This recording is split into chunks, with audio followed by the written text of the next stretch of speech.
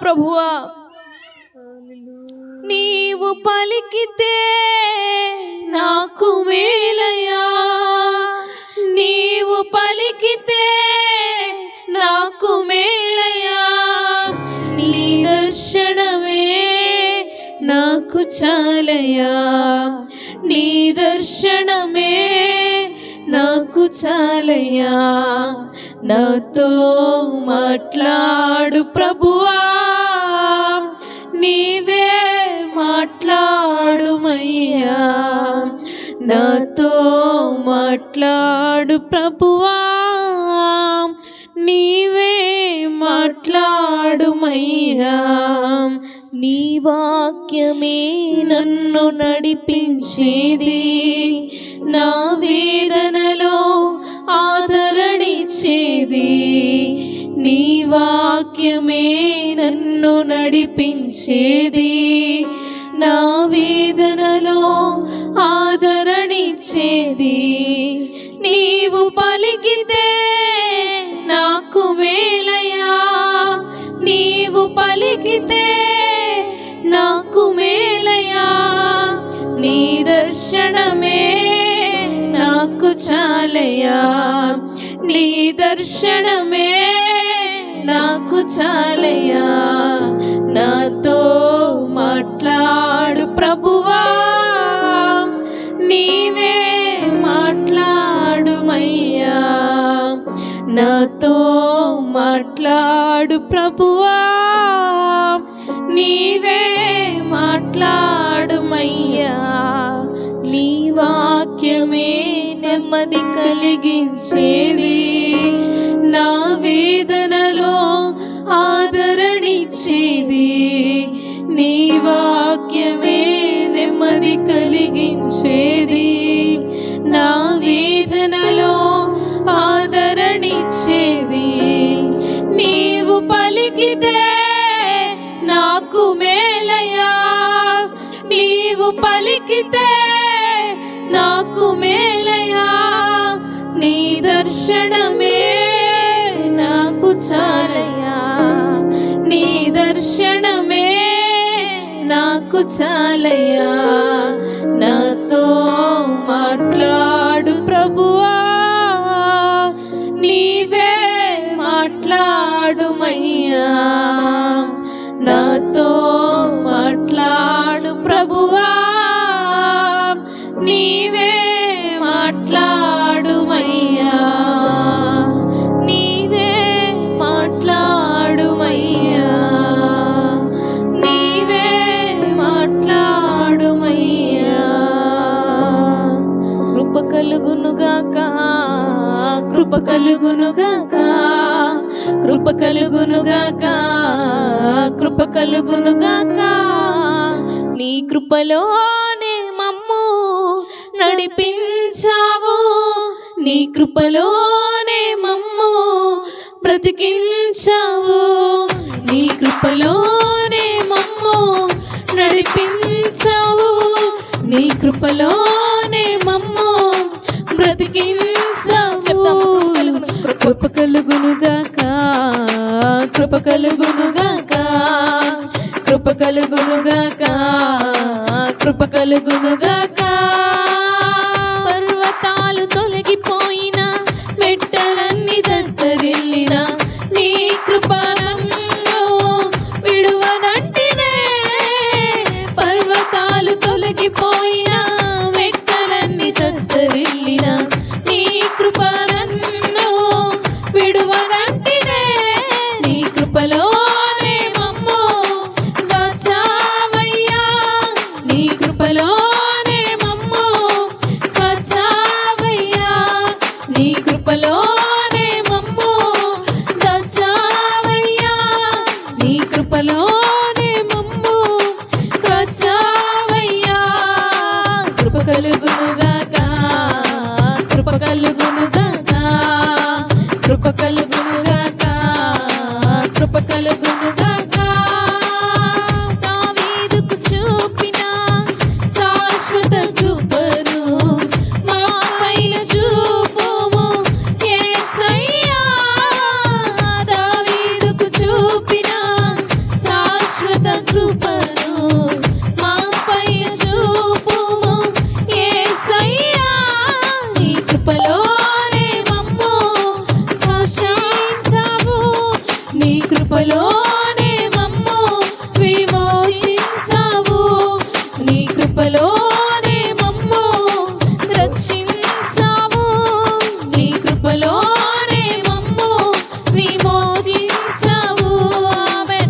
కలుగునుగాక కృప కలుగునుగాక కృప కలుగునుగాక కృప కలుగునుగాక ఏ పాటి వారు యేసయ్యా ఏ యోగ్యత మాలో లేదయా ఏ పాటి వారు యేసయ్యా ఏ యోగ్యత మాలో లేదయా నీ కృపలోనే మమ్ము పోషించావు నీ కృపలోనే మమ్ము పోషించావు నీ కృపలోనే మమ్ము ప్రేమించావు నీ కృపలోనే మమ్ము పోషించావు కృప కలుగునుగాక కృప కలుగునుగాక కృప కలుగునుగాక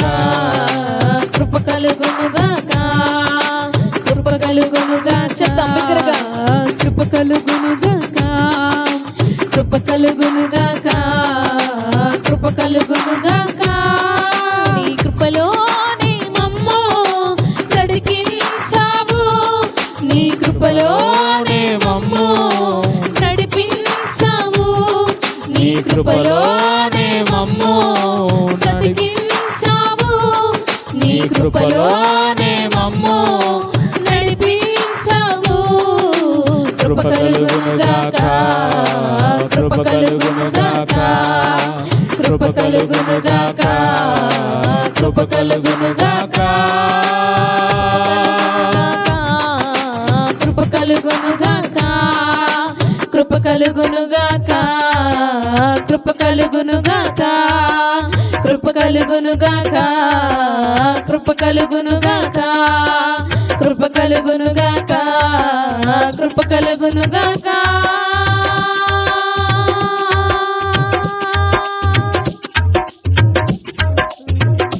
నీకే వందనం నీకే వందనం నీకే వందనం నీకే వందనం నీకే వందనం నీకే వందనం నీకే వందనం నీకే వందనం నజరేయుడా నా యేసయ్యా ఎన్ని యుగాలకైనా చప్పలు కొడుతూ ఆరాధ్య దైవము నీవేనని గలమెత్తి నీ కీర్తినే చాటినా నజరేయుడా నా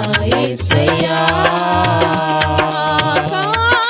గగనాలను నీ చేనతో కొలచితివి ఆకాశ గగనాలను నీ చేనతో కొలచితివి శూన్యములో ఈ భూమిని శూన్యములో ఈ భూమిని వేలాడదీసిన నా యేసయ్యా వేలాడదీసిన నా యేసయ్యా నీకే వందనం నీకే వందనం నీకే వందనం నీకే వందనం నీకే వందనం అంగిలో నీకే వందనం నీకే వందనం నీకే వందనం నీకే వందనం నీకే వందనం సియోను శిఖరాగ్రము నీ సింహాసనమాయగా సియోను శిఖరాగ్రము నీ సింహాసనమాయన సియోనులో నిన్ను చూడాలని సియోనులో నిన్ను చూడాలని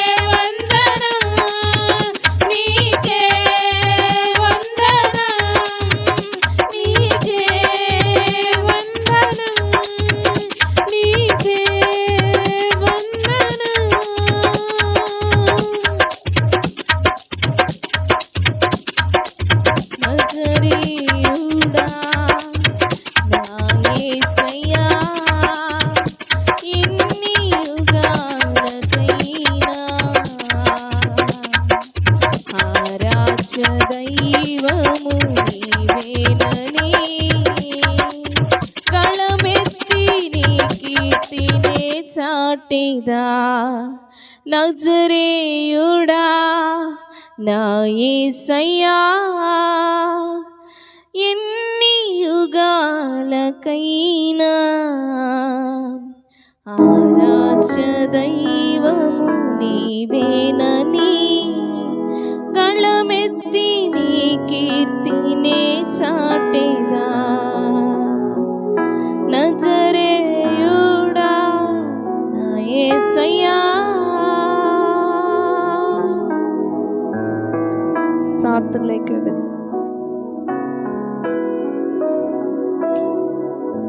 గ్లోరీ యువర్ నేమ్ లార్డ్. పరిశుద్ధాత్ముడా తండ్రి, నీ సన్నిధి ప్రభువా తండ్రి, పరిశుద్ధాత్ముడు ఇక్కడ ఉంచినందుకు వందనాలు. నీ ప్రజలందరినీ ప్రభువా తండ్రి పరిశుద్ధాత్మను త్వరపెట్టి నీ మందిరానికి ఇంకా రావాల్సిన వారందరినీ నడిపించండి తండ్రి. వారిని ప్రభువా తండ్రి పరిశుద్ధాత్మని ఆత్మతో సంధించమని మేము ప్రార్థిస్తున్నాం తండ్రి. ఇక్కడ ఉన్న వారందరినీ నీ ఆత్మ చేత అభిషేకించినందుకు వందనాలు. నీ వాక్యం చేత బలపరచండి తండ్రి. పరిశుద్ధాత్మను ఇప్పటి వరకు నేను ఆత్మతో సత్యంతో ఆరాధించడానికి మీరు ఇచ్చిన కృపను బట్టి నీకు వందనాలు తండ్రి. ప్రభువా సమయాన్ని ప్రభువా పోనీక తండ్రి ప్రతి ఒక్కరూ సద్వినియోగపరుచుకునే జ్ఞానం దయచేయండి. వారికున్న బలహీనతలు, వారికున్న అయ్యా ప్రభువా తండ్రి ప్రతి ఒక్క ప్రభువా తండ్రి అక్రతలు నీ నామంలో తండ్రి పరిశుద్ధాత్మను ఇక్కడ తీర్చబడతాయని ఒక ఆశతో ప్రభువా నీ మందిరానికి పరిగెట్టుకుని వచ్చే జ్ఞానం దయచేయండి తండ్రి. పరిశుద్ధాత్మ అయ్యా నీ పనులు ప్రభువా తండ్రి పరిశుద్ధాత్మ అయ్యా ప్రభువా వెనక్కి పెట్టి అయ్యా మిగతా విషయాల్లో ప్రభువా ముందుండేవారుగా కాక తండ్రి నీ కొరకు తప్పించే జ్ఞానం ప్రతి ఒక్కరికి దయచేయండి తండ్రి. ప్రతి ఒక్కరూ ప్రభువా ఈ 2 రోజులు ఉపవాస కొడుకులు బలపడడానికి కార్యం చేయండి అయ్యా ప్రభు. వర్తమానం వేస్తున్న దైవజనుల్ని మీరు బలంగా వాడుకోండి ఆయన తండ్రి. కావలసిన వర్తమానాలు అయ్యా ప్రభు తండ్రి 3 తండ్రి పరిశుద్ధాత్ముడ వర్తమానాలు ప్రభు మాకు ఆశీర్వాదకరంగా అయ్యా ప్రభు ఉండినట్లుగా కార్యం చేయండి తండ్రి. జరుగుతున్న ఈ యొక్క ఆరాధనకి వ్యతిరేకంగా పనిచేస్తున్న ఈ యొక్క ప్రభు తండ్రి పరిశుద్ధాత్మనికి వందనాలు. ఉపవాస కూడికి మొదటి సెక్షన్లో తండ్రి పోరాడాలని చూస్తున్న ప్రతి అపవాది అనే తంత్రములన్నీ యేసు నామములో బంధిస్తున్నాం తండ్రి. నీ అధికార నామంలో తండ్రి ప్రతి కట్లను మీరు తెంపండి ఆయన. ఆర్థికంగా ఇబ్బందులు పడేవారు ప్రభువా తండ్రి వారి యొక్క అక్రతలు మీరు తీర్చండి. నీ మందిరాన్ని చేరి ప్రభువా సేవించే ప్రతి ఒక్కరిని ప్రభువా మనస్ఫూర్తిగా దీవించండి.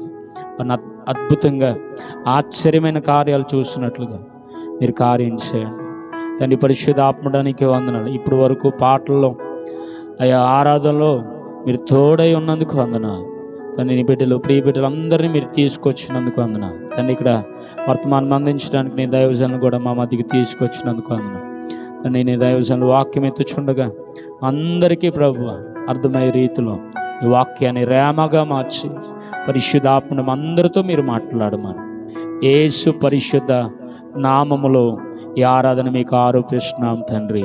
ఆమేన్. దయచేసి అందరూ కూర్చుందామండి. ఈ సమయంలో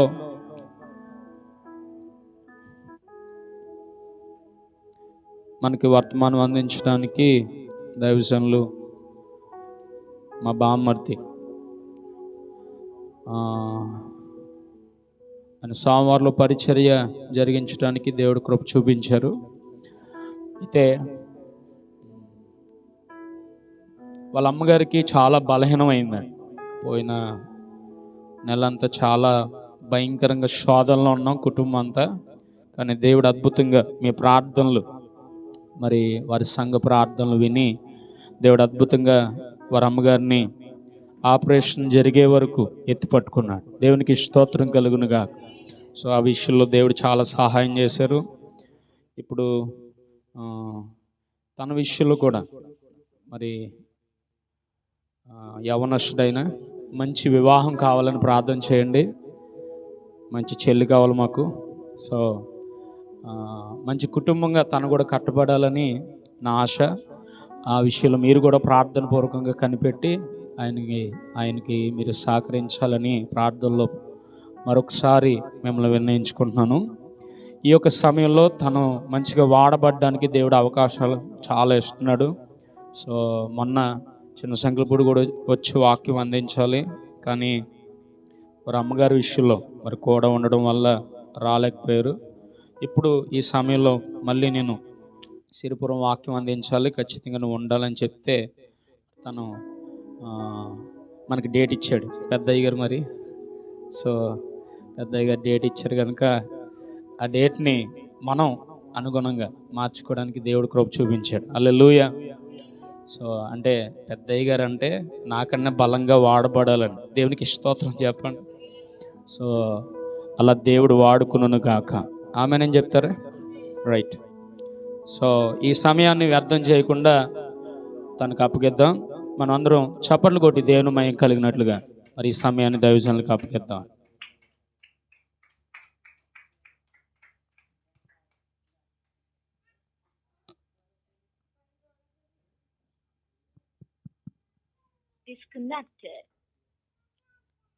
దేవునికి స్తోత్రం కలుగునుగాక. హల్లెలూయా, హల్లెలూయా. అందరూ రెండు చేతులు పైకెట్టి దేవునికి స్తోత్రం చెల్లిద్దాం. హల్లెలూయా, హల్లెలూయా.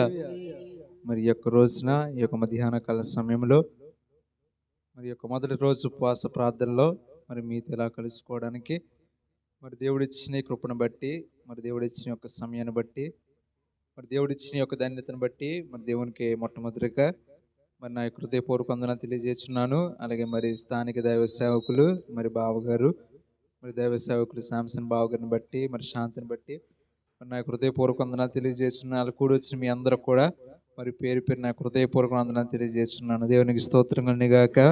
మరి అందరూ బాగున్నారండి? సౌండ్ రావట్లేదండి, నీరసంగా ఉన్నారు.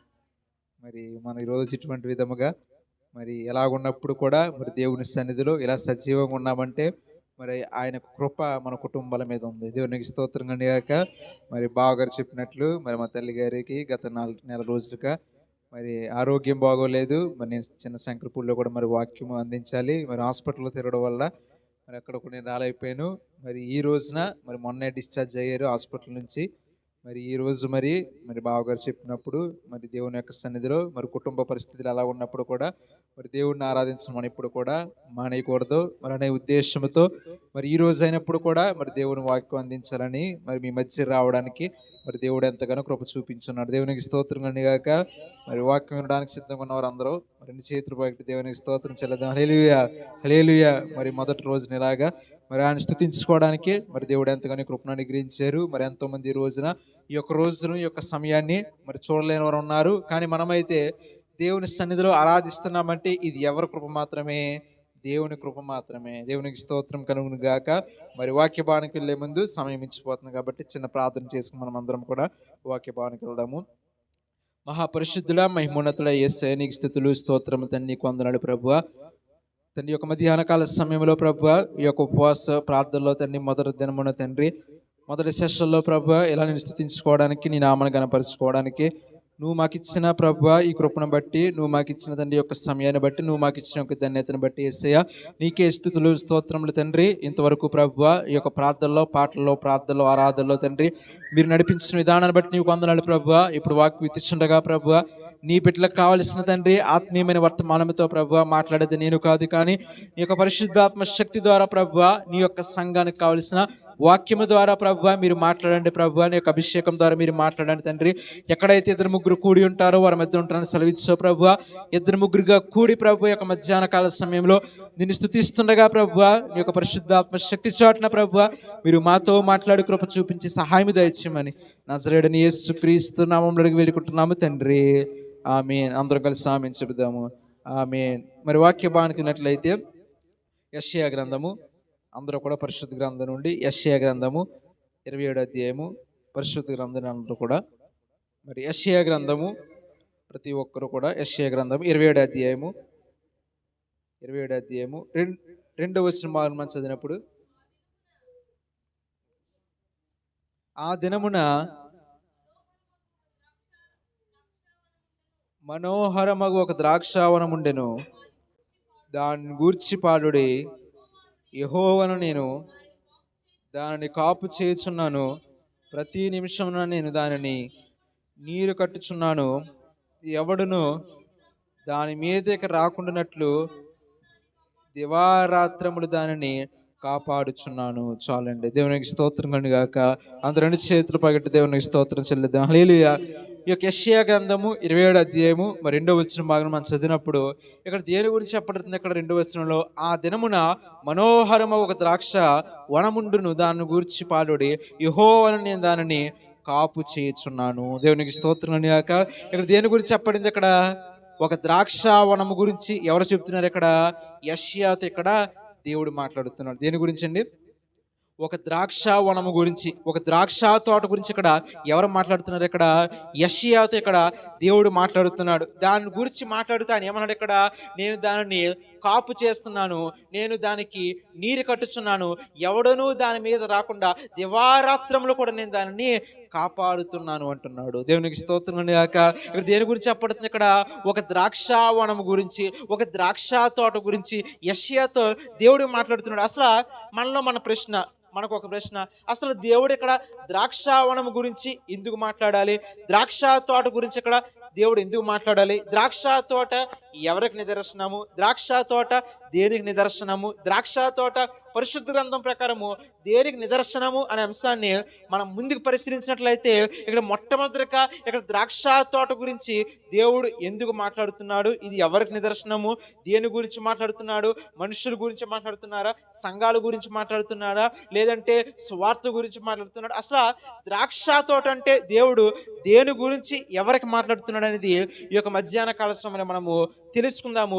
ఈ యెషయా గ్రంథంలో దేని గురించి రాయబడింది? ఇక్కడ ద్రాక్ష వనము గురించి, ద్రాక్ష తోట గురించి ఇక్కడ రాయబడింది. అసలు ద్రాక్ష తోట ఎవరు, ద్రాక్ష వనము ఎవరు అనేది మొట్టమొదట మనం తెలుసుకున్నట్లయితే యోహాను సువార్త పరిశుద్ధ గ్రంథం నుండి యోహాను సువార్త 15వ అధ్యాయము, యోహాను సువార్త 15వ అధ్యాయము మొదటి వచన భాగంలో మనం చదివినప్పుడు, యోహాను సువార్త 15వ అధ్యాయము మొదటి వచన భాగంలో మనం చదివినప్పుడు 15:1 వచనం, నేను నిజమైన ద్రాక్షావళిని, నా తండ్రి వ్యవసాయకుడు. ఇక్కడ యోహాను సువార్త 15వ అధ్యాయం మొదటి వచన భాగంలో ఏం రాయబడింది? ఇక్కడ నేను నిజమైన ద్రాక్షావళిని, నా తండ్రి వ్యవసాయకుడు. ఇక్కడ ఎవరు మాట్లాడుతున్నారు? ఇక్కడ యోహాను సువార్తలో యేసు ప్రభువారు మాట్లాడుతున్నారు. ఇక్కడ దేవునికి స్తోత్రం గాక.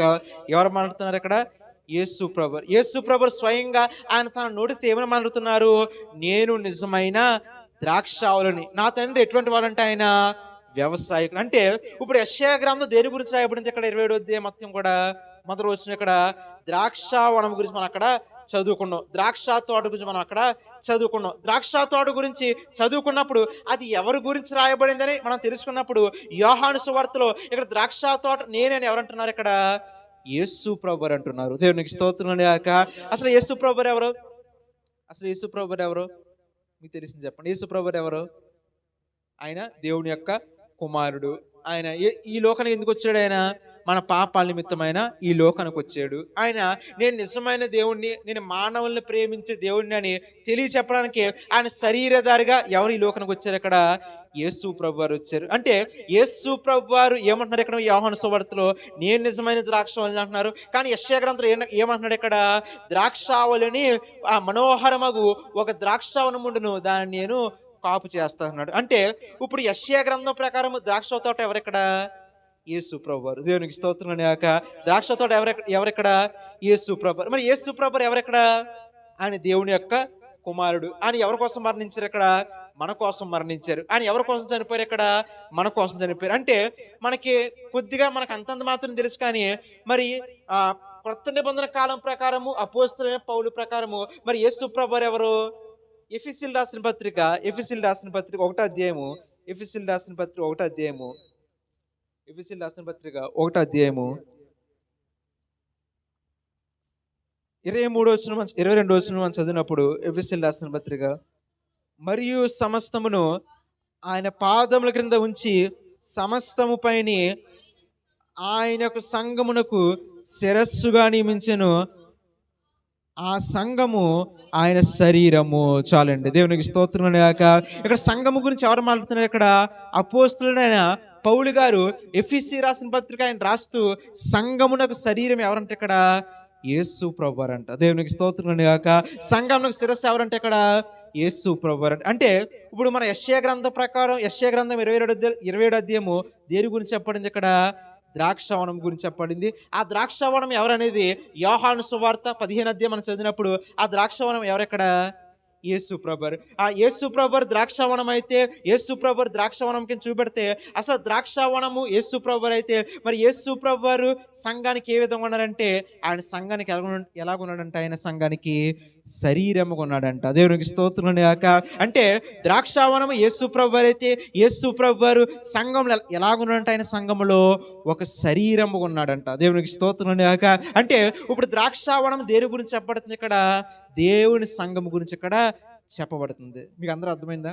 అర్థమైందంటే 2 చేతులు పైకి ఎత్తండి. దేవునికి స్తోత్రం. యెషయా గ్రంథం దేని గురించి చెప్పబడింది? ఇక్కడ ద్రాక్షావనం గురించి చెప్పింది. ద్రాక్షావనము క్రొత్త నిబంధన ప్రకారం ఎవరెక్కడ? యేసు ప్రభువారు. ఆ క్రొత్త నిబంధనలో యేసు ప్రభువారు దేనికి సాదృశ్యంగా ఉన్నారు? ఇక్కడ సంఘానికైనా సాదృశ్యంగా ఉన్నారు, సంఘానికైనా శరీరంగా ఉన్నారు, సంఘానికైనా శిరస్సుగా ఉన్నారు. అంటే యెషయా గ్రంథం ప్రకారము ద్రాక్షావనం అంటే ఎవరి గురించి చెప్పబడుతుంది? ఇక్కడ సంఘము గురించి ఇక్కడ చెప్పబడుతుంది. దేవునికి స్తోత్రం గాక.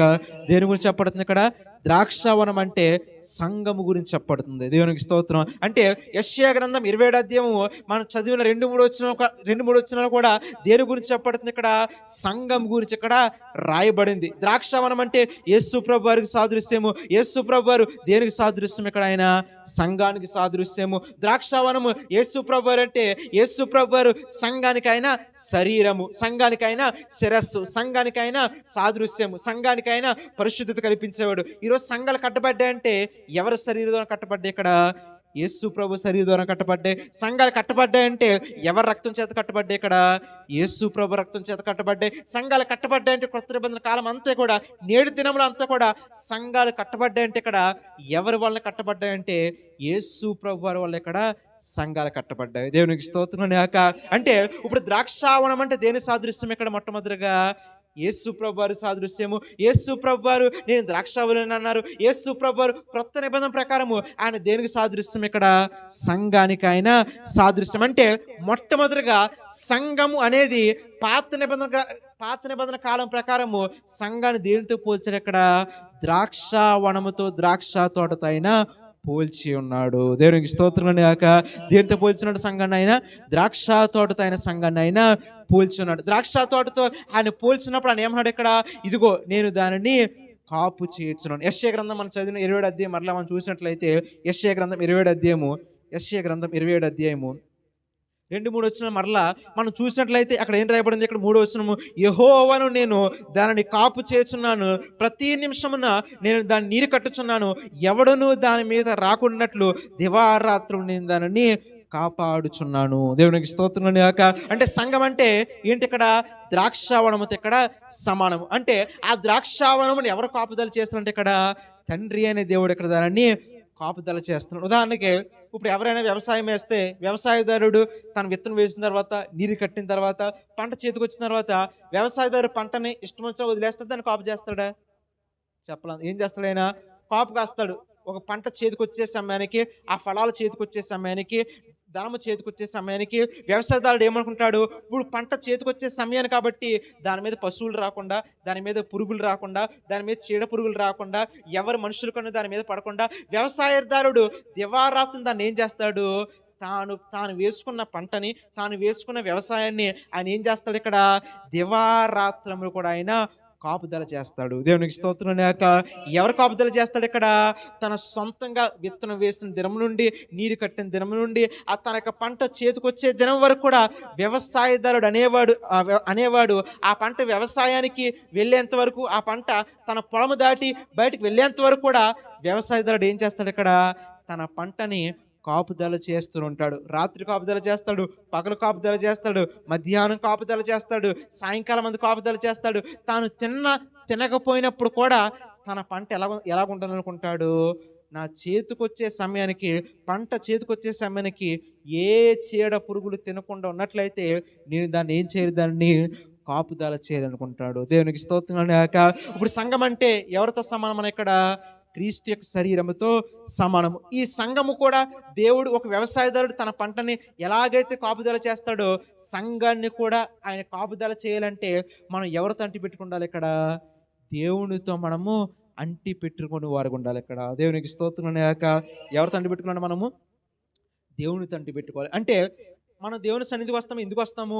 మన కుటుంబము సంతోషంగా ఉండాలని, మనం ఆరోగ్యంగా ఉండాలని, మన బిడ్డలు సంతోషంగా ఉండాలని, మన కుటుంబం అంతా క్షేమకరంగా ఉండాలని, మన దైవ సేవకులు క్షేమకరంగా ఉండాలని, మనం సంతోషంగా ఉండాలని, మన గ్రామం సంతోషంగా ఉండాలని మనం ఎవరి సన్నిధిలో ప్రార్థిస్తాం? ఇక్కడ దేవుని యొక్క సన్నిధిలో మనము ప్రార్థన చేస్తాం. మనమనే కాదు, చాలామంది ఈ లోకంలో చాలామంది దేవుళ్ళు నమ్ముతారు, చాలా గుళ్ళు ఉన్నాయి.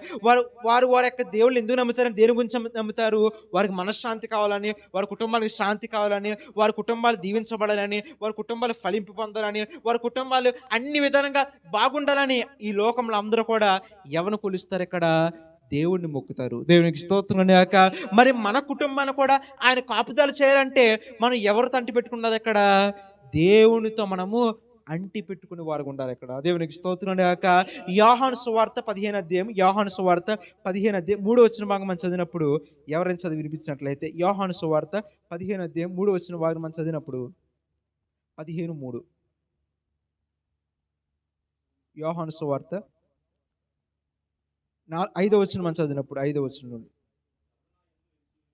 ఎవడు నా యందు నిలిచి ఉందునో, నేను ఎవని యందు నిలిచి ఉందునో వాడు బహుగా ఫలించును. నాకు వేరుగా ఉండి మీరేమి చేయలేరు. ఎవడైనను నా యందు నిల్చుంటనో వాడు తీగ వలె బయట పారవేయబడి ఎండిపోవును. దేవునికి స్తోత్రం అయ్యాక 5వ వచనం ఏం చెప్పబడింది? 4వ వచనం భాగం అక్కడ ఏం రాయబడింది? ఇక్కడ నా యందు నిలిచినుడి మీ యందును నేనును నిలిచి ఉందును. తీగ ద్రాక్షావళిలో నిలిచి ఉంటేనే కానీ తనంతట తానే ఎలాగూ ఫలింపదో అలాగే నా యందు నిలిచి ఉంటేనే కానీ మీరును ఫలింపరు. దేవునికి స్తోత్రం అయ్యాక ఇప్పుడు యెషయా 27:3 ఏం రాయబడింది? ఇక్కడ నేను దానిని కాపు చేస్తున్నాను. దేవుడు మన కుటుంబాన్ని కాపుదారి చేయాలంటే ఇక్కడ యోహాను సువార్త 15:3 ప్రకారము మనం ఎవరి యందు నిలిచి ఉండాలంటే మనం ఇక్కడ దేవుని యందు మనము నిలిచి ఉండాలి. ద్రాక్షవల్లి ఫలింపడాలంటే అది దేనికి ఉండాలంట? అది తీగకు అది అల్లుకోవాలి. ద్రాక్షవల్లి ఫలింపు పొందాలంటే, అది ద్రాక్ష ఫలమంతా కూడా ఫలింపబడాలంటే అది ఎవరితో అంటి పెట్టుకుండాలంటే ఇక్కడ తీగతో అది అంటి పెట్టుకుని ఉండాలి. అది తీగతో అంటి పట్టుకుని లేకపోతే ఏది ఫలించదంటే ఇక్కడ ద్రాక్షవనం ఇక్కడ ఫలింపదు. ద్రాక్షవనం ఇక్కడ దానికి ఎంత నీరు పెట్టినప్పటికీ, ఎన్ని రకాల మందులు వేసినప్పటికీ అది తీగతో అంటి కట్టుకుని ఉండకపోతే దానిలో ఏముండదంటే ఇక్కడ ఫలింపు ఉంటుందంట. దేవునికి స్తోత్రం అయ్యాక మన కుటుంబంలో కూడా ఫలింపు ఉండాలంటే, మన కుటుంబంలో కూడా దేవుడు కాపుదల చేయాలంటే సంఘముగా పిలువబడుతున్న ద్రాక్ష తోట ఎవరితో అంటి పెట్టుకుని ఉండాలి? ఇక్కడ ప్రభువైన యేసు ప్రభు వారితో మనం ఇక్కడ అంటి పెట్టుకుని ఉండాలి. దేవునికి స్తోత్రం అయ్యాక ప్రభువైన యేసు ప్రభు వారితో మనం ఏం చేయాలి? ఇక్కడ ఆయనతో సహవాసాన్ని ఏర్పాటు చేసుకోవాలి. సంఘము ద్రాక్షావనముతో ఆయన పోల్చినప్పుడు ద్రాక్షవల్లి ఫలింపబడాలంటే దాని తీగలు ఏం చేయాలంట? ఒకటి దానితో ఒకటే అల్లుకొని ఉంటేనే కానీ ఆ గుర్తుకి ఏంటంటే ఇక్కడ ద్రాక్ష పండ్లు రావంటే మనము కూడా దేవునితో అంటి పెట్టుకుని ఉంటేనే కానీ మన కుటుంబము ఫలింపదంట, మన కుటుంబము దీవింపబడదంట. మన కుటుంబాన్ని ఎవరు కాపుదల చేయాలంటే ఇక్కడ దేవుడు కాపుదల చేయడంట. దేవునికి స్తోత్రం అయ్యాక అంతే ఇక్కడ యోహాను సువార్తలో, అక్కడ యెషయా గ్రంథంలో కావచ్చు, దేవుడు మన కుటుంబాన్ని కాపుదల చేయాలన్నా, దేవుడు మన కుటుంబాన్ని దీవించబడాలన్నా, దేవుడు మన కుటుంబానికి ఫలింపు దయచేయాలన్నా మనం ఎవరితో అంటి పెట్టుకుని ఉండాలంటే ఇక్కడ యేసు ప్రభు వారితో మనము అంటి పెట్టుకుని ఉండాలి. ఈ సంఘం అనే ద్రాక్ష తోట ఎవరిని అంటి పెట్టుకుని ఉండాలంటే ఇక్కడ దేవుడిని అంటి పెట్టుకుని ఉండాలి. ఈ సంఘం ద్రాక్ష తోట దైవ సేవకుని అంటి పెట్టుకోవాలి. ఈ సంఘం ద్రాక్ష తోట ప్రార్థనలో దేవునితో అంటి పెట్టుకుని ఉండాలి. ఈ సంఘం ద్రాక్ష తోట ఫలింపు పొందాలంటే మనం దేవునితో ఒకే ఆత్మతో ఒకే శరీరంతో మనము అంటి పెట్టుకుని వారు ఉండాలి. ఇక్కడ దేవునికి స్తోత్రం అయ్యాక ఉదాహరణకి మీరు స్త్రీలు ఉన్నారు, మీరు బట్టలు ఉతికిసిన దాన్ని ఏం చేయాలి? మీరు ఆరేయాలంటే ఏం చేయాలి? ఇక్కడ తీగ కట్టుకోవాలి. తీగ కానీ తాడు కానీ కట్టుకోవాలి. అది బలంగా కడితేనే కానీ తడిగొన్న బట్టలు ఆ తీగ మీద కానీ తాడు మీద కానీ ఆరేసినప్పుడు మనం లూజ్కి కడితే అవి పడిపోతాయి. అవి ఎలాగుంటాయా?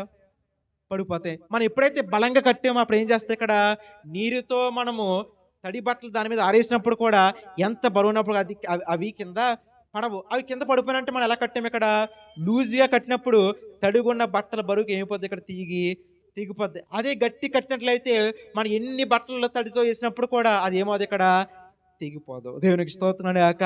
మన ఆత్మీయ జీవితం కూడా ఈ ద్రాక్షావనం అనే సంఘము ఎవరితో అంటి పెట్టుకుని ఉండాలి, ఇక్కడ దేవునితో మనం బలముగా అంటి పెట్టుకుని ఉండాలి. ఎప్పుడైతే దేవునితో మనం బలముగా అంటి పెట్టుకుని ఉంటామో, ఎన్ని శ్రమలు ఎన్ని కష్టాలు మన మీద పడినప్పుడు కూడా దేవుడు నాకు తోడుగున్న ధైర్యంతో మనం ముందుకు సాగిపోతాం. ఇక్కడ దేవునికి స్తోత్రం గాక.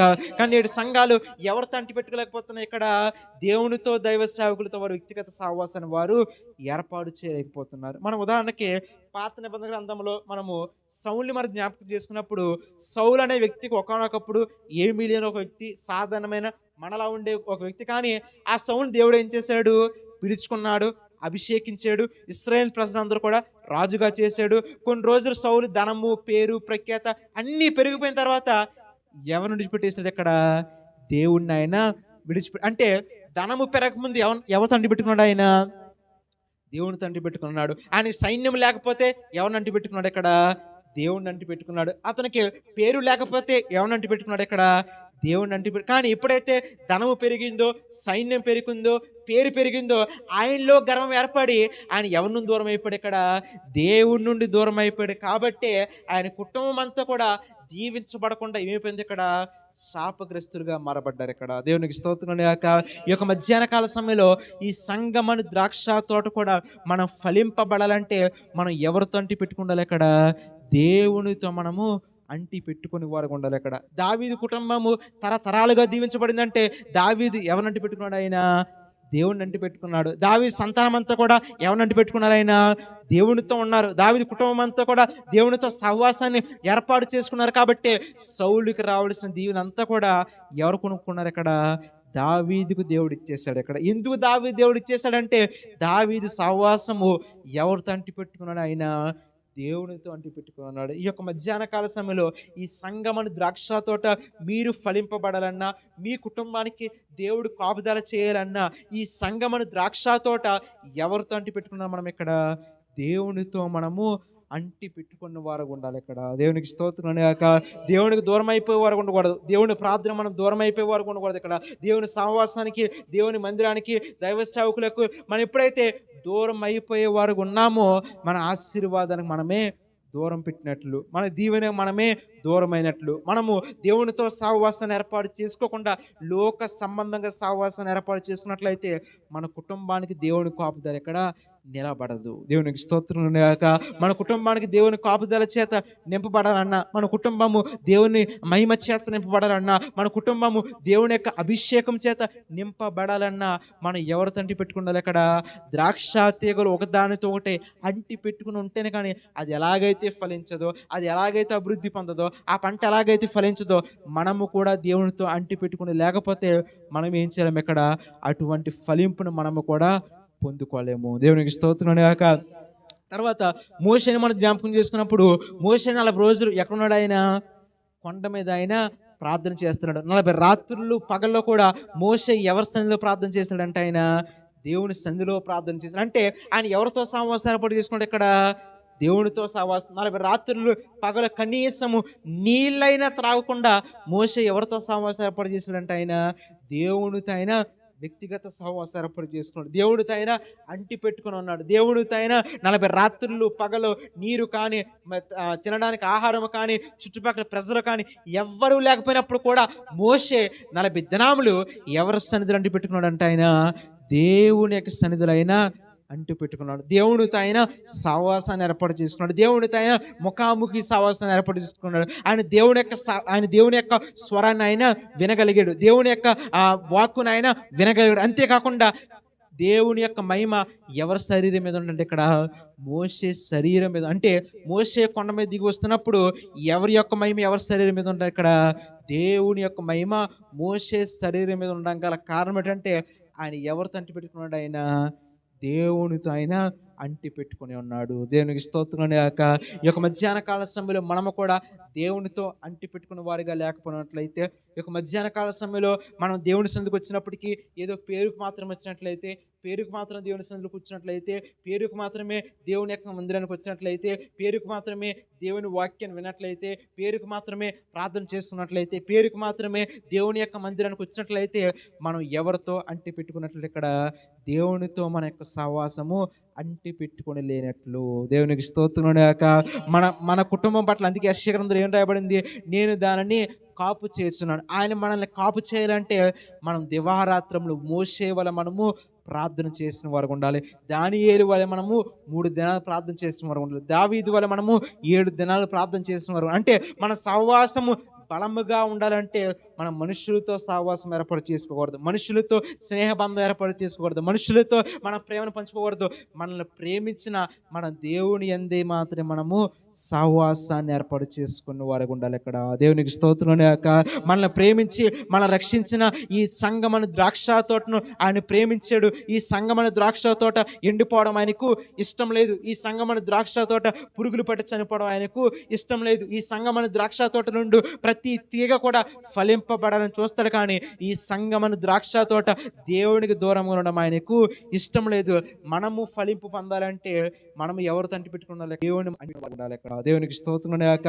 మన కుటుంబం దేవుడి కాపుదల ఉండాలంటే మనం ఎవరితో సహవాసం ద్రాక్షావల్లి వలె బహుగా ఫలింపబడాలంటే మనం ఎవరితో ఇక్కడ దేవునితో సహవాసం. దావీదు ఎవరితో సహవాసం ఏర్పాటు చేసుకున్నాడు? ఆయన మనుషులతో కాదు. సౌలు అయితే తనకి ధనము పేరు వచ్చిన తర్వాత మనుషులతో సహవాసం ఏర్పాటు చేస్తున్నాడు. కానీ దావీదు దేవుడితో ఉన్నాడు కాబట్టి అతను ఎలా దీవించబడ్డాడు? ఇక్కడ బహుగా దీవించబడ్డాడు. దేవునికి స్తోత్రం గాక. మనం దీవించబడాలంటే ఊరికే దీవించబడిపోము. మనం దీవించబడాలంటే నాకు ఇది కావాలి అది కావాలని మనము ఊరికి అడిగితే మనకు రావు. కానీ అది మనం ఎవరి సన్నిధిలో మన సహవాసం ఏర్పాటు చేసుకోవాలి? ఇక్కడ దేవుని యొక్క సన్నిధిలో ప్రార్థనా రూపంగా ఎక్కువ మనము సహవాసం ఏర్పాటు చేసుకోవాలి. ప్రార్థనతో మనము సంఘముగా ఎక్కువ సహవాసాన్ని ఏర్పాటు చేసుకోవాలి. ప్రార్థనతో ఎక్కువగా మనము సంఘముగా ఒకే ఆత్మతో మనము ప్రార్థించు వారు ఉండాలి. ఇక్కడ దేవునికి స్తోత్రం గాక. మనం ఏం చెప్పుకున్నాం? ఇక్కడ మనం బహుగా ఫలింపబడాలంటే, మన కుటుంబాన్ని దేవుడు కాపుదల చేయాలంటే మనం సంఘముగా ఎవరితో అంటి పెట్టుకుండాలి? ఇక్కడ దేవునితో మనము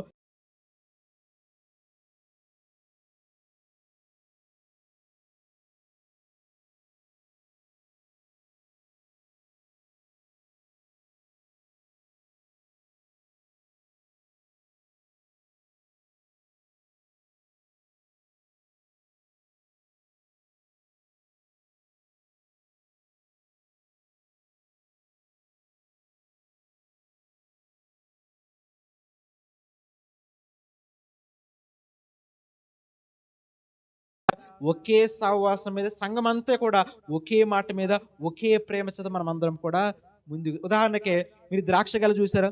బయట అమ్ముతారు ద్రాక్ష గెలలో. మన ద్రాక్ష పళ్ళు కొనుక్కున్నప్పుడు వాడు ఎలా చేస్తాడు? గెలతో దాన్ని తీస్తాడు. ద్రాక్ష గెల బలంగా ఉంటుందా సన్నగా ఉంటుందా? చాలా బలహీనంగా ఉంటుంది. కానీ ఆ ద్రాక్ష గెల 1/2 కేజీ వస్తాయి. అంటే అది ఎంత సన్నగా ఉన్నప్పుడు కూడా అది ఏం వస్తుంది? ఇక్కడ అధిక బరువున్న దానిని మోస్తుంది. దేవునికి స్తోత్రం గాక. ఆ ద్రాక్ష తీగ సన్నదే, ఆ ద్రాక్ష తీగ చిన్నదే, ఆ ద్రాక్ష తీగ బలహీనమైనదే. కానీ అది 1/2 కేజీ వంటి ద్రాక్ష పండ్లు కూడా అది ఏం చేస్తుంది? ఇక్కడ మోయగలుగుతుంది. సంఘము కూడా బలహీనమే. కానీ సంఘము కూడా 2-3 మనం అనుకోకూడదు. కానీ ఎంతమంది ఉన్నప్పుడు కూడా మన ఎంత 2-3 4 5 ఉన్నప్పుడు కూడా మనం బలహీనంగా ఉన్నప్పుడు కూడా మనలో ఎవరి యొక్క ఆత్మ పనిచేయాలి? ఇక్కడ బలముగా దేవుని యొక్క ఆత్మ పనిచేయాలి. ఎలాగైతే ద్రాక్ష తీగ సన్నంగా ఉన్నప్పుడు కూడా అనేక ద్రాక్ష పండ్లు అది ఎలాగైతే వస్తుందో 2-3 కూడి ఉన్నప్పుడు కూడా మనం ఒకే సహవాసంతో మనము సాగిపోవాలి. ఒకే దైవ సేవకుని దగ్గర మనము ఎలా ఉండాలి? ఇక్కడ నిజాయితీగా ఉండాలి. ఒకే దైవ సేవకుని మనము అంటి పెట్టుకుని ఉండాలి. ఒకే సంఘంలో ఎంతమంది ఉన్నప్పుడు కూడా మనం ఏ పని చేసినప్పుడు కూడా ఏం చేయాలి? అక్కడ కలిసికట్టుగా పనిచేయాలి. ఏ పని చేసినప్పుడు కూడా ప్రార్థనతో పనిచేయాలి. ఏ పని చేసినప్పుడు కూడా వారు కూడా వారిదే మా కూడా మారిదే అనుకోకూడదు. కానీ సంఘం ఎంతమంది ఉన్నప్పుడు కూడా మనం అందరూ ఎలా ఉండాలి? అక్కడ ఐక్యమత్యముతో ఉండాలి ఇక్కడ. దేవునికి స్తోత్రం గాక. రెండవదిగా సంఘాన్ని ఆయన ద్రాక్షావనంతో ఎందుకు పోల్చున్నాడంటే, ద్రాక్ష గెల దాని తీగలు సన్నంగా ఉన్నప్పటికీ, దాని తీగలు బలహీనంగా ఉన్నప్పుడు కూడా అది చాలా బలమైనటువంటి ద్రాక్ష పండ్లను కేజీ, అర కేజీ, పావు కేజీ వంటి ద్రాక్ష పండ్లను అది మోయగలుగుతుంది. సంఘము కూడా బలహీనం అనుకోవద్దు, కానీ ఇద్దరు ముగ్గురు ఉన్నప్పుడు కూడా ఎలాగ ఉండాలి ఇక్కడ? ప్రేమతో ఉండాలి. ఇద్దరు ముగ్గురు ఉన్నప్పుడు కూడా ఇద్దరు ముగ్గురు కలిసి ప్రార్థన చేయాలి. నలుగురు ఉన్నప్పుడు కూడా కలిసి ప్రార్థన చేయాలి. కలిసి దేవుని మందిరం రావాలి, కలిసి ఆరాధించాలి, సమయానికి దేవుని మందిరం రావాలి, సమయానికి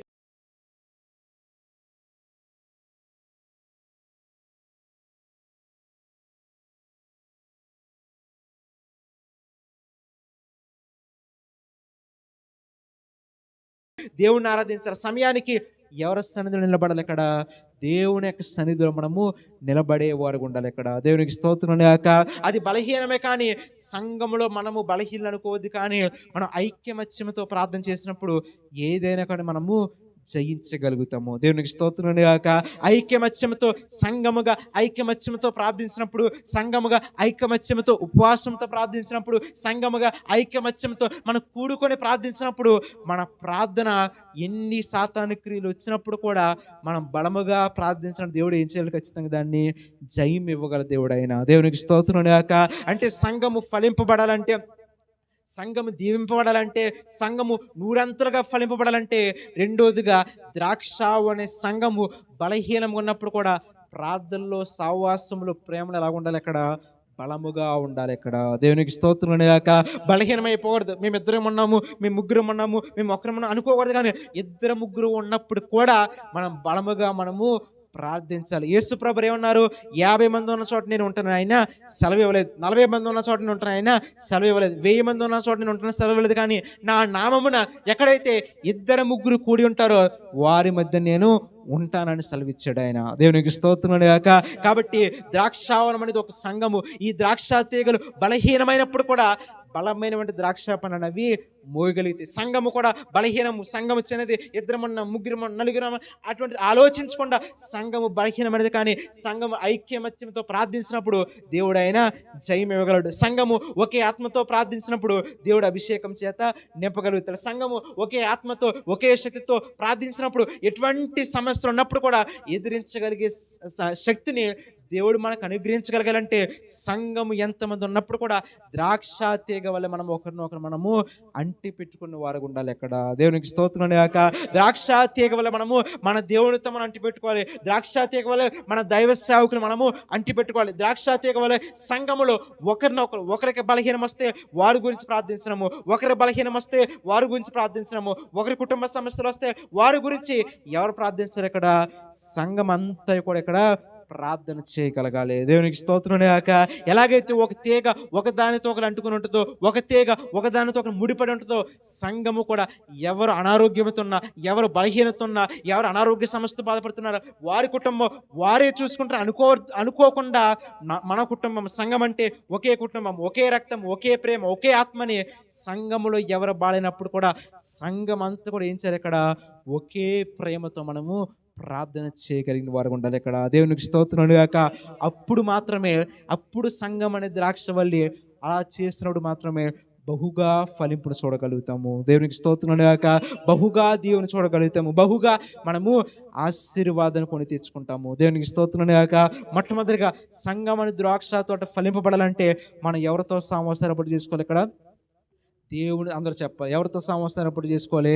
దేవునితో మనము సావాసం ఏర్పాటు. రెండోదిగా ఈ సంఘం అనేది ఇద్దరు ముగ్గురు కూడా ఉన్నప్పుడు కూడా ఎలాగైతే ద్రాక్ష గెలను మనం చూసినప్పుడు ద్రాక్ష గెల మోసే ఆ తీగ సన్నముగా బలహీనం ఉంటుంది, కానీ అనేక ద్రాక్ష పండ్లను అది మోయగలుగుతుంది. సంఘము కూడా ఒక బలహీన తీగ మనం అనుకోవద్దు, కానీ ఇద్దరు ముగ్గురు కూడినప్పుడు ఆ ఇద్దరు ముగ్గురు చేసిన ప్రార్థన ఎలా పనిచేస్తుంది? ఇక్కడ బలముగా పనిచేస్తుంది. దేవునికి స్తోత్రం గాక. రెండోదిగా సంఘం అంతా కూడా ఒకే ఆత్మతో, ఒకే ప్రేమతో మనము సాగిపోయేవారు ఉండాలి ఇక్కడ. దేవునికి స్తోత్రం గాక. మూడోదిగా మనం ఇక్కడ యేసుప్రభువు ఏమంటున్నారు? నేను మీ యందు నిలిచి ఉండాలంటే మనం ఎవరితో అంటి పెట్టుకోవాలి? ఇక్కడ దేవుని మనము అంటి పెట్టుకోవాలి. మనం ఆయనతో అంటి పెట్టుకుని లేకపోతే ఆయన ఏం చేస్తున్నారు? మనల్ని బయటకు పాడేస్తా అంటున్నాడు. దేవునికి ఏం చేస్తున్నాడు? ఆయన బయటకు ఆయన పడేస్తాం. ఉదాహరణ ద్రాక్ష, మనం ఒక కేజీ కానీ అర కేజీ కానీ ద్రాక్ష పండు తెచ్చుకున్నప్పుడు మనం ఏం చేస్తాము? అందులో బాగున్నామని మనము తింటాం, బాగపోతే ఏం చేస్తాం? బాగాలేకపోతే బయట మనం వాటిని పడేస్తాము. సంఘములో కూర్చుని ఉన్నప్పుడు మన వాక్య ప్రకారము బ్రతకకపోతే దేవుడు కూడా మనల్ని ఏం చేస్తాడంటే ఆయన బయటకు పడవేస్తాడంట. దేవునికి స్తోత్రం గాక. మనందరూ తెలిసిన విషయమే ధనవంతుడు లాజరు విషయం. మీరు ఎన్నో సంవత్సరాల నుంచి వింటున్నారు. ఈ ధనవంతుడు నాకు ధనం ఉంది, పేరుంది, ప్రఖ్యాతి ఉందని ఆయన ధనం ఉంది అనుకున్నాడు. కానీ ఆయన సహవాసం మాత్రం ఎవరితో ఏర్పాటు చేసుకోలేకపోయాడు. ఆయన దేవుని తాయితో ఏర్పాటు చేస్తూ ఒకరోజు చనిపోయాడు. ఆయన చనిపోయి ఏమంటున్నాడు, ప్రభువా నేను నా కుటుంబానికి వెళ్ళి నేను స్వార్థ ప్రకటిస్తాను, నా కుటుంబానికి వెళ్ళి ప్రభువా నేను ఇక్కడ నరకం ఉందని నేను చెబుతాను ప్రభు అన్నప్పుడు ఇక్కడ దేవదూతలు ఏమన్నా అక్కడ అనేక మంది మోషే వంటి ప్రవర్తన ఇంకా చాలా మంది భూలోకంలో ఉన్నారంటున్నారు. దేవునికి స్తోత్రం గాక. అంటే ఈ ధనవంతుడు ఏమైపోయాడు, ఇక్కడ పనికిరాని తెగవలే దేవుడు ఎందుకు వేసేసాడు వాడిని, అగ్నిగుండముల వాడిని వేసేసాడు. లాజరు సువార్త చెప్తున్నప్పుడు ఆయన పట్టించుకోలేదు. అనేకమైన సువార్త చెప్పినప్పుడు ఆయన పట్టించుకోలేదు. నాకు ధనం ఉంది కదా, పేరు ఉంది కదా, ప్రఖ్యాతి ఉంది కదా, ఇంకా నాకు దేవుడితో పని ఏముందా కానీ అనుకున్నాడు. కానీ ఒకానొక దినమున ఆయన నరకానికి వెళ్ళిపోయిన తర్వాత దేవుడు పనికి రాని తీగగా పాడివేసిన తర్వాత ఆయన ఏమంటున్నాడు, ప్రభు నన్ను క్షమించు ప్రభు, నా కుటుంబాన్ని నేను సాక్ష్యం సువార్త ప్రకటిస్తానంటే దేవుడు ఏమన్నాడు, ఇక్కడ నువ్వు ఆల్రెడీ పనికి రాని తీగ ఉన్నావు, ఇంకా నువ్వు మళ్ళీ పనికొచ్చే తీగ నీవు మార్చబడవు. దేవునికి స్తోత్రం గాక. ఈ సంగమన ద్రాక్ష తోటలో పనికొచ్చే తీగలు మాత్రం ఉండాలి, కానీ పనికి రాని తీగలుగా మనము ఉండకూడదు. దేవునికి స్తోత్రం గాక. ఎందుకంటే మనం పనికొచ్చే తీగలు ఉండాలంటే మనం ఎవరి వాక్యం ప్రకారం జీవించాలి, ఇక్కడ దేవుని వాక్యం ప్రకారం మనము జీవించాలి. మన పనికొచ్చే కుటుంబాలుగా ఫలింపబడాలంటే మనం ఎవరి వాక్యం ప్రకారం జీవించాలి, ఇక్కడ మీ దైవ సేవకుడు ప్రతి ఆదివారం కావచ్చు, శుక్రవారం కావచ్చు, ఏ వాక్యం చెప్పినప్పుడు కూడా దాని ప్రకారంగా మనం నడిచినప్పుడు మాత్రమే పనికొచ్చే తీగగా మనము దేవునికి కనబడతాము. మనం వాక్యం విని లోకానుసారంగా జీవించి, వాక్యం విని లోకానుసార పద్ధతులు చేసి, వాక్యం విని లోకానుసార పనులు చేసినట్లయితే మనల్ని దేవుడు ఎలా చూస్తాడంటే పనికి రాని తీగలుగా దేవుడు మనల్ని బయటికి పాడేస్తాడు ఆయన. దేవునికి స్తోత్రం గాక.